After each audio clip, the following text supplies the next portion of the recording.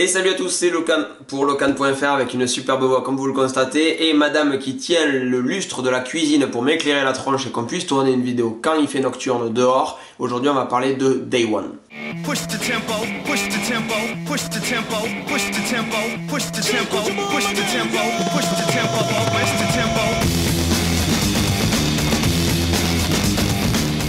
Day One, vous connaissez nécessairement, c'est une application dont je vous ai déjà parlé plusieurs fois sur le site et des tas de fois sur Twitter. C'est l'application de journal ultime selon moi, c'est l'application dans laquelle j'ai consigné tout depuis 2011, depuis début 2011, mai 2011 que je l'ai découverte sur Mac. Tous les jours ou au moins une fois par semaine pendant les périodes creuses, j'écris un petit article dessus pour savoir comment ça s'est passé ma journée ou ma semaine, ce qui s'est passé d'intéressant, etc. C'est l'application dans laquelle j'ai consigné toutes mes petits... déboires, etc. pendant la préparation de la traversée des États-Unis, XUSA 2011, pendant qu'on traversait et pendant la phase de préparation. C'est une véritable mine d'or et c'est super rigolo de revenir dessus et de relire des trucs et se dire putain, ouais, c'est vrai que là j'étais mal en point, etc. Ou au contraire que ça c'était marrant, etc. Ça fait une petite base de données et c'est super bien. Pourquoi je vous parle de Day One aujourd'hui? C'est pas pour dire que c'est super bien, mais il fallait le rappeler parce que je vais être un petit peu méchant. Day One, c'est donc une application excellente qui existe sur Mac et sur iOS. L'application iOS est d'ailleurs universelle depuis le début. Je me retourne parce qu'il y a un chat qui s'est tapé l'incruste chez nous et donc il fait des bruits bizarres sur le canapé.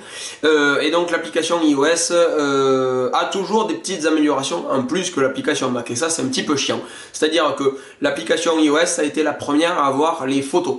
Et puis ensuite, il y a eu la mise à jour sur l'application Mac. L'application iOS a été la première à avoir les mots-clés. Et puis la météo pardon et les mots-clés, et puis ensuite c'est venu sur la version Mac. Et là l'application iOS c'est la première à avoir les comptes rendus d'activité et on espère que ça viendra sur Mac, au moins pouvoir dire j'ai couru aujourd'hui, j'étais actif, j'étais en voyage, etc. Il y a un petit icône.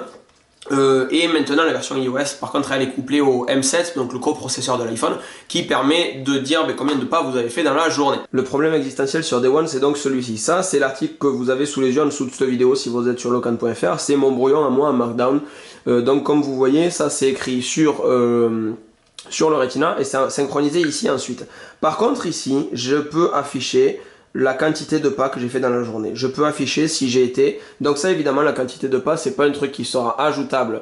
Une petite mise au point s'il te plaît. C'est pas un truc qui sera ajoutable dans le Mac puisqu'on n'a pas de coprocesseur et on se balade pas avec le Mac toujours dans la poche. Évidemment. En revanche ce qu'on peut ajouter c'est ça. Ça serait quand même bien de pouvoir dire aujourd'hui j'ai rien branlé, ou j'ai marché, ou j'ai couru, ou j'ai fait du vélo, ou j'ai mangé toute ma journée, ou j'ai fait de la bagnole, ou j'étais dans un avion.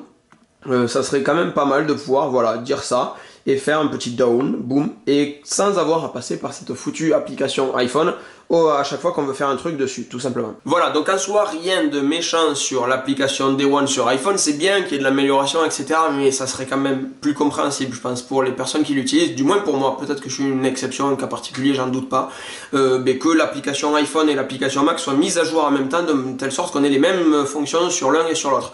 Parce que là, c'est juste un petit peu chiant d'écrire un truc sur le Mac, parce que c'est mieux d'avoir un clavier physique, et ensuite de mettre à jour sur l'iPhone, parce que je veux le nombre de pas que j'ai fait dans la journée, ou à l'époque je voulais ma localisation, ou je voulais rajouter une photo. Ça c'est quand même un petit peu chiant, et donc du coup j'en viens à me dire, est-ce que je supprime l'application iPhone, puisque je m'en sers que sur le Mac de manière opportune, ça veut rien dire.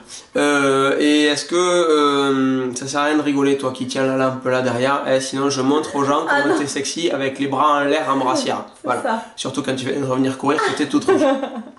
Moi j'ai fait du sport. Oui, mais pas moi.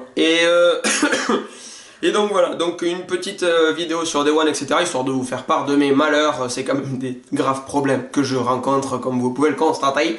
Et puis voilà, c'est tout. Et puis on vous fera une petite vidéo de la mise à jour des ampoules Hue, parce que c'est quand même cool, la nouvelle interface des ampoules Hue. Je vous laisse, je vais dans le noir. Ciao!